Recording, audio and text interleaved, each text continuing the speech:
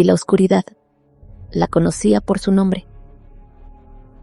Su nombre tiene muchas formas: Lilitu, Ardat Lili, Lamashtu, la primera, la que huyó, la reina del abismo, y el que más conoces tú, Lilith. Me presento, soy Chris Spellman, y esta noche no voy a contarles un cuento. Voy a contarles algo mucho más incómodo que eso. Voy a contarles la historia completa. La que no cabe en un párrafo. La que se ha contado en susurros durante 5000 años, porque pronunciarla en voz alta, según algunos, la invoca. No les digo eso para asustarlos, se los digo porque es parte de la historia. Y esta historia merece ser contada entera. Antes de continuar, les pido algo: cierren la puerta, bajen un poco las luces, y si tienen cerca a alguien que duerme, no los despierten, que lo que vamos a hablar esta noche es mejor que llegue a los oídos que están listos para recibirlo. Por aquí comenzamos. Para entender a Lilith, tienes que olvidarte de todo lo que crees saber. Olvídate del Edén. Olvídate de Adán. Olvídate incluso de la Biblia por un momento, porque la historia de Lilith no empieza con el pecado, no empieza con la desobediencia, no empieza con la caída de nadie. Empieza con el viento. En Mesopotamia. 5000 años antes de que cualquiera de nosotros naciera. Imagina esto: una ciudad sumeria al anochecer. Las antorchas encendidas, las puertas cerradas, los niños adentro. Las madres revisando 2 veces los amuletos sobre las cunas. Los hombres que duermen solos colocando inscripciones en arcilla bajo sus camas. Porque el desierto que rodea la ciudad no está vacío. Nunca lo estuvo. Y cuando el viento cambia de dirección en la noche, algo viene con él.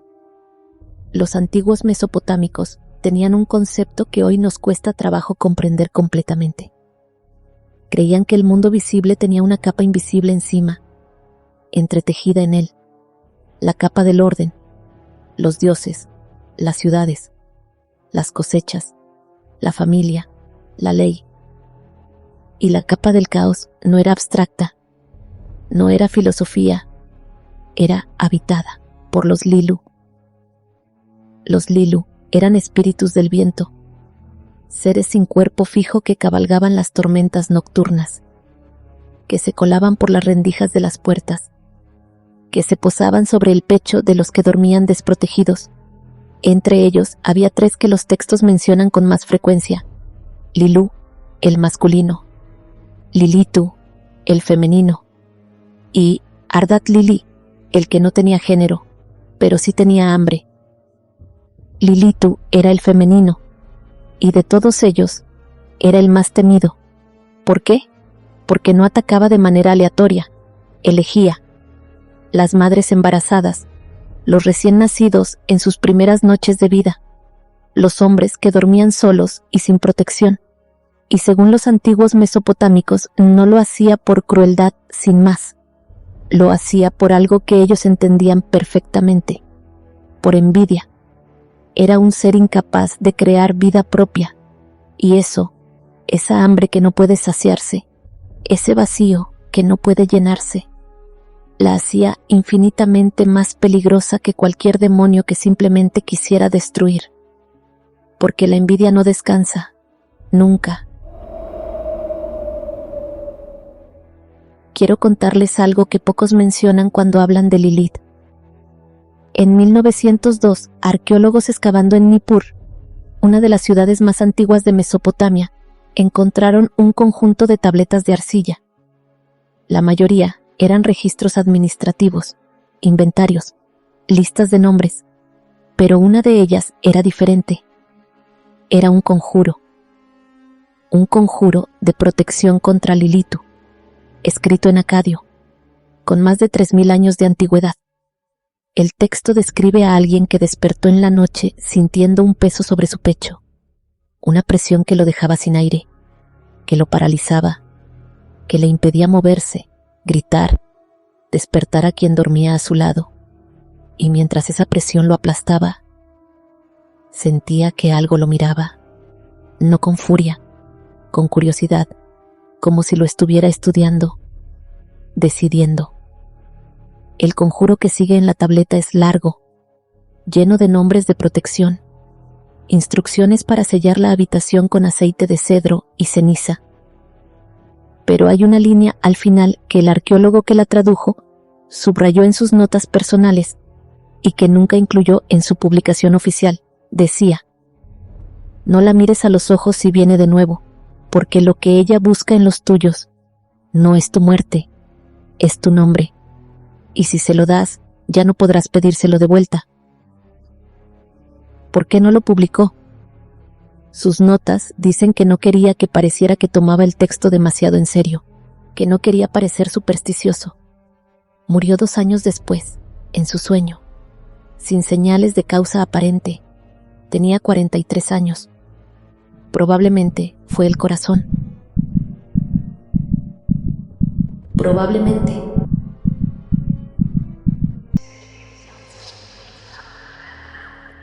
Pasaron milenios. Las civilizaciones se transformaron sobre sus propias ruinas.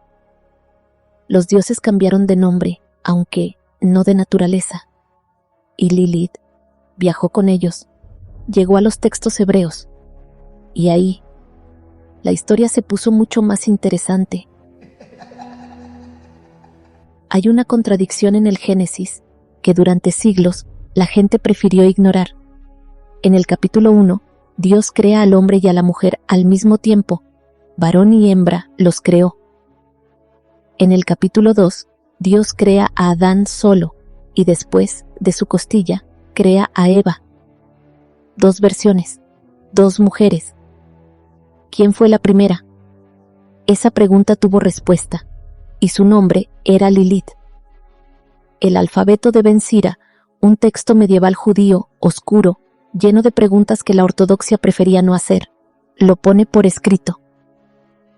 Lilith fue creada del mismo polvo que Adán, en el mismo momento, no de su costilla, no después, no para completarlo, su igual.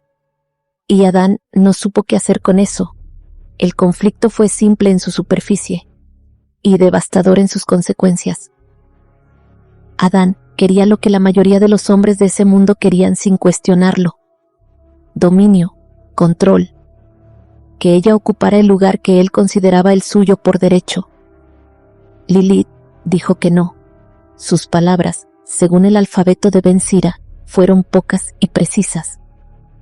Fuimos hechos del mismo polvo, no estoy debajo de ti. Y el mundo se partió en 2. Adán apeló a Dios. Lilith no esperó la respuesta. Subió a la montaña más alta del Edén, extendió las manos hacia el cielo y pronunció algo que ningún ser humano debía pronunciar: el nombre verdadero de Dios, el nombre que no está escrito en ningún texto que conozcas, el nombre que tiene, según la tradición, el poder de doblar la realidad misma. Lo dijo en voz alta, con perfecta claridad, y desapareció. Dios envió 3 ángeles a buscarla: Senoi, Sansenoi, Semangelov. Los encontraron junto al Mar Rojo, ese lugar que en la tradición antigua marcaba la frontera entre el mundo ordenado y algo que prefiero no nombrar directamente esta noche. Le ofrecieron términos: que regresara, que ocupara su lugar. Lilith los miró y se rió.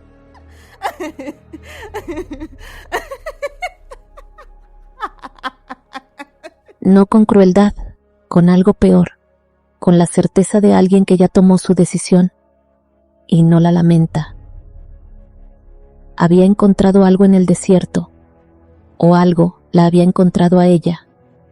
Su nombre era Samael, el ángel de la muerte, uno de los pocos seres en la tradición judía que genera más miedo que respeto, incluso entre las huestes celestiales. Un ángel, sí, pero de los que hacen que otros ángeles bajen la mirada cuando pasa. Y Lilith lo había elegido a él, libre, voluntariamente, porque en el desierto sin reglas, ella también podía elegir.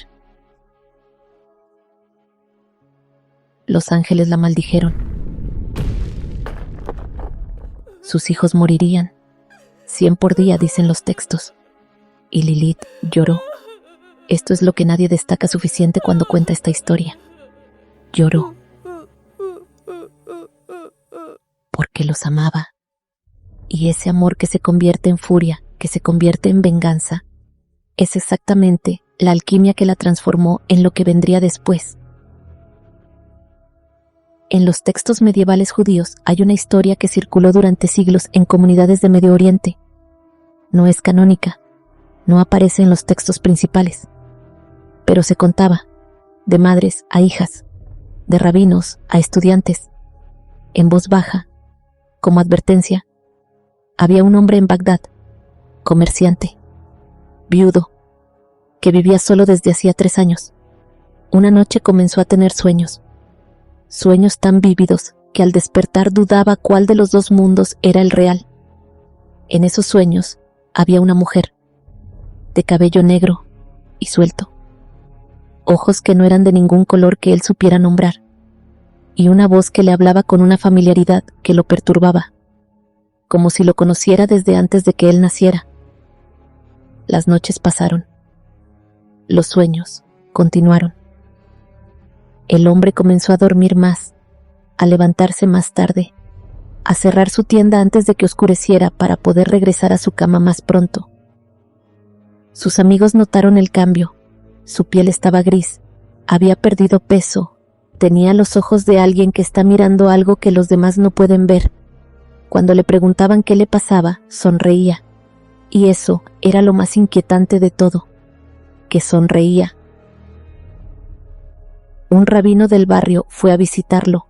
Encontró la casa en penumbra, las ventanas cubiertas, la cama en el centro de la habitación como si fuera el único mueble que importaba.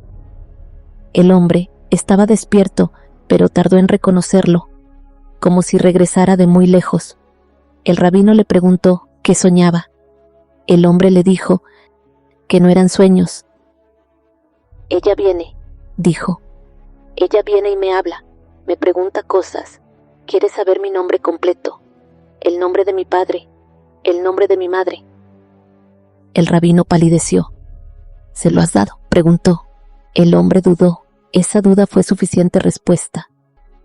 El rabino pasó esa noche escribiendo nombres de ángeles en pergamino, inscripciones en los marcos de las puertas, un círculo de sal alrededor de la cama.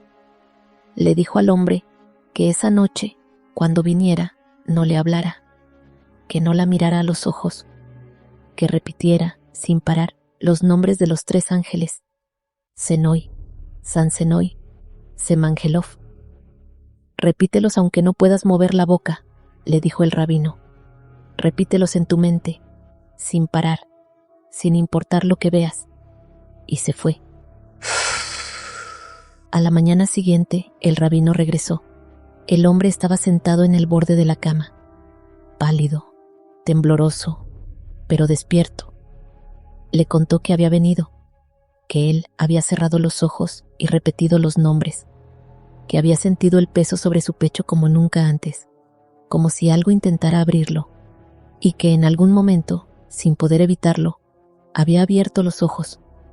La había visto, de pie, en el centro de la habitación, mirándolo. «¿Qué viste en sus ojos?», preguntó el rabino. El hombre tardó en responder. «Nada», dijo al final. No había nada. Y eso era lo peor, que me miraba como si yo tampoco existiera. El rabino no dijo nada más. El hombre abandonó Bagdad esa semana. Nadie supo a dónde fue. Esta historia tiene versiones en casi todas las comunidades judías medievales del Medio Oriente. Los detalles cambian. La ciudad, el nombre del hombre, la duración de las visitas.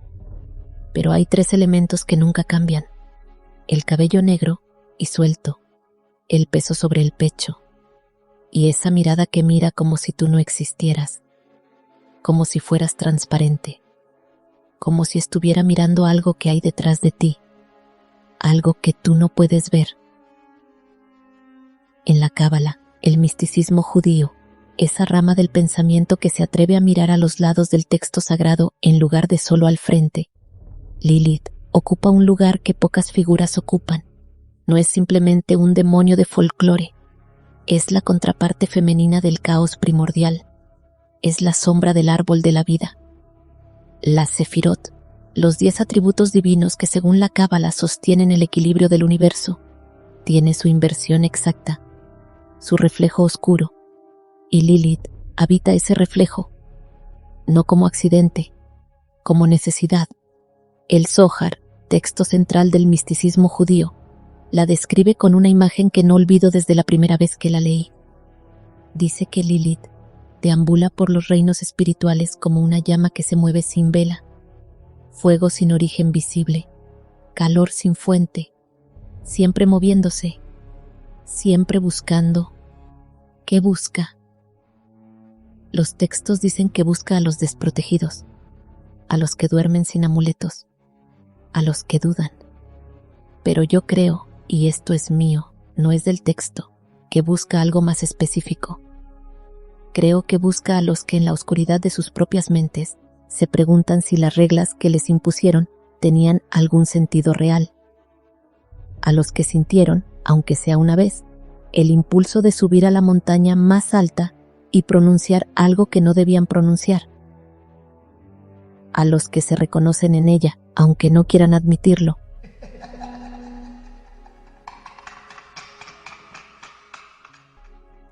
En el siglo XVI, en la ciudad de Seifet, hoy en Israel, entonces uno de los centros más importantes del misticismo judío, vivió un rabino llamado Yosef Karo. Era un hombre de estudio profundo, autor de uno de los códigos legales más importantes del judaísmo, un hombre que pasó su vida entre textos y que dejó un diario que sus seguidores publicaron después de su muerte, con el nombre de Magid Mesharim. En ese diario, Karo describe visitas nocturnas de un ser que él llamaba el Magid, un mensajero divino, pero hay entradas que sus estudiosos modernos leen con incomodidad, entradas donde el ser que le habla no suena a mensajero divino, suena a algo más antiguo, más frío.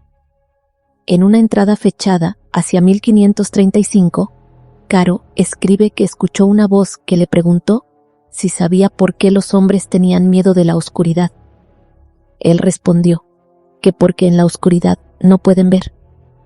Y la voz respondió: no, tienen miedo de la oscuridad, porque en la oscuridad no pueden verse a sí mismos, y sin poder verse, no saben qué son. Yo sí sé qué soy, por eso no tengo miedo de nada.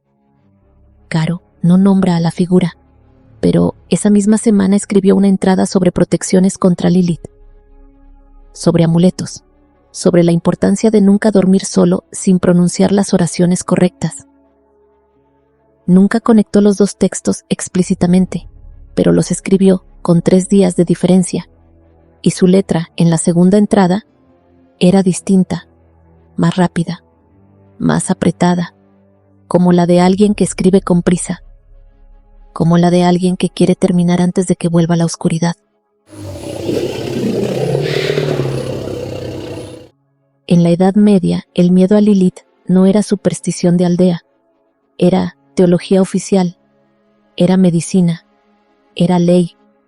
Los amuletos con los nombres de los 3 ángeles se colgaban sobre las cunas de los recién nacidos, no como tradición, como defensa activa. Las madres pronunciaban oraciones específicas al acostarse, al levantarse, al bañar a sus hijos. Y los hombres que dormían solos tenían sus propios rituales, porque Lilith no solo atacaba a los niños, también visitaba a los hombres en sus sueños, y lo que hacía ahí era mucho más complicado que simplemente asustarlos. La figura del súcubo, ese demonio que visita a los hombres dormidos, tiene en Lilith su origen más profundo y su versión más elaborada. Y los textos medievales son extraordinariamente específicos. Los primeros encuentros, dicen, son placenteros, más que cualquier cosa experimentada en vigilia, tan intensos que el hombre comienza a preferir la cama al mundo, el sueño a la realidad, la oscuridad a la luz. Y semanas después, meses después, la fuerza vital comienza a irse. El hombre se vuelve gris, silencioso, ausente, como si una parte de él se hubiera mudado a otro lugar, a un lugar al que los vivos no tienen acceso legítimo, pero él sigue regresando, porque el placer no disminuye, aunque todo lo demás sí. ¿Es esto solo metáfora? Quizás. O quizás las personas que vivían en un mundo sin medicina moderna, sin explicaciones para el agotamiento crónico, para la obsesión destructiva, para el deseo que consume hasta vaciar, le estaban poniendo nombre a algo que sí experimentaban, algo que no tenían otro lenguaje para describir. Lilith era la explicación, y las explicaciones, aunque sean incorrectas en sus detalles, siempre dicen algo verdadero sobre los que las necesitan. Esta historia viene de la comunidad judía de Cracovia, Polonia, siglo XVII. Una familia estaba preparando la boda de su hijo mayor. Era una familia próspera. El novio era estudioso, respetado. La boda había sido arreglada con cuidado. 3 días antes de la ceremonia, el joven comenzó a actuar de manera extraña. Se negaba a comer. Pasaba las noches despierto, sentado junto a la ventana, mirando hacia afuera. Cuando su madre le preguntaba qué miraba, él respondía lo mismo siempre: a ella. La familia llamó al rabino del barrio. El rabino habló con el joven a solas. El joven le describió que una semana antes, caminando solo por el mercado al caer la tarde, había visto a una mujer, alta, cabello negro suelto a pesar del frío, ojos que él describió como de color imposible. Le había sonreído. Solo eso. Y desde entonces no podía dejar de verla. No en el mercado, no en las calles, en su mente. Cerrase los ojos o no, durmiera o no. Ella estaba ahí, mirándolo, sonriéndole. ¿Qué quieres?, le preguntaba él en su mente, y ella siempre respondía lo mismo: que canceles la boda. El rabino actuó rápido. Escribió los nombres de los ángeles en pergamino y los cosió dentro de la ropa del joven. Hizo que el padre pusiera inscripciones en cada entrada de la casa. Y la noche antes de la boda montó guardia. No durmió. No dejó solo al joven. Al amanecer, el muchacho pareció despejarse, como si una neblina se levantara. La boda se celebró. Fue una ceremonia bella, dicen los registros de la comunidad, llena de gente, llena de música. Pero el rabino, que estaba presente, notó algo. Durante toda la ceremonia, el novio miraba hacia la puerta, no a su novia, a la puerta, como si esperara que alguien entrara, o como si temiera que lo hiciera. El rabino nunca supo si la historia terminó bien. Se mudó de Cracovia ese mismo año, sin explicación, sin despedirse de nadie. Llegamos al presente, y Lilith llegó con nosotros. En el siglo XIX, los poetas románticos la rescataron del olvido. Goethe la menciona en el Fausto.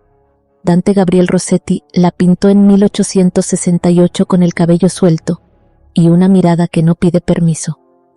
John Keats escribió sobre Lamia, una figura que bebe de la misma fuente, como una mujer serpiente que seduce y consume. Ya no era solo el demonio de la noche de los textos medievales. Era algo más complicado. Era el símbolo de todo lo que una sociedad había decidido suprimir, y que seguía apareciendo de todas formas. En el siglo XX, el psicoanálisis la redescubrió. Jung la usó como ejemplo del ánima oscura, esa parte femenina de la psique masculina que cuando no se integra conscientemente, aparece en los sueños. Déjenme dejar eso ahí un momento. La parte de ti que no reconoces, la que suprimes, la que aparece en la oscuridad porque no le has dado espacio en la luz. Lilith como espejo interior, no afuera, adentro. Hoy Lilith aparece en series de televisión, en tatuajes, en movimientos feministas que la reivindican como símbolo de autonomía y resistencia. Y hay quienes la invocan, no como metáfora, literalmente. Hay rituales modernos, círculos de práctica esotérica, grupos que trabajan con su energía, así la llaman, como una fuerza de transformación. No voy a juzgar eso esta noche, pero sí voy a decirles algo. Una figura que lleva 5000 años sin desaparecer, no está desapareciendo pronto. Y una figura que genera tanto miedo como fascinación, tanta condena como veneración, no es simplemente una historia, es una conversación que la humanidad no ha terminado de tener consigo misma. ¿Qué dice esa conversación? Creo que dice esto, que desde el principio la humanidad supo que había algo en la naturaleza femenina, en la autonomía, en el deseo no controlado, en la voluntad propia, que no podía domesticar completamente, y que en lugar de entenderlo, le puso cuernos, le dio alas de murciélago, la mandó al desierto y la llamó demonio, porque eso era más fácil que preguntarse por qué le tenían tanto miedo.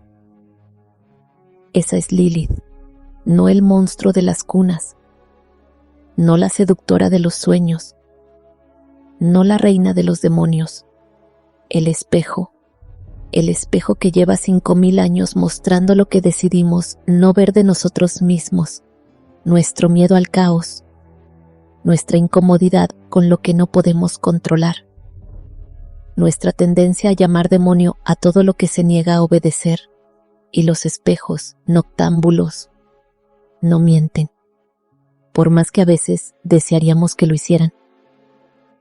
Soy Chris Spellman, y antes de irme esta noche, una última pregunta. No te pregunto quién es Lilith para la historia, ya lo saben. Te pregunto quién es Lilith para ti.